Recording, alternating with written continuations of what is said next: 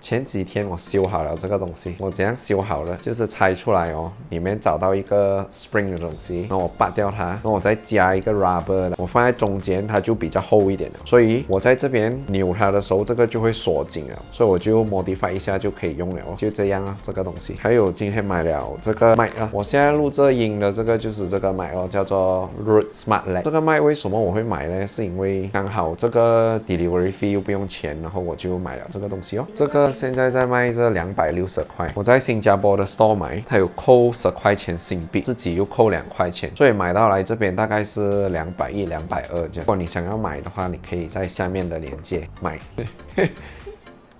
真的不知道要讲什么，就这样子啦。我去 try 一下那个 video 先。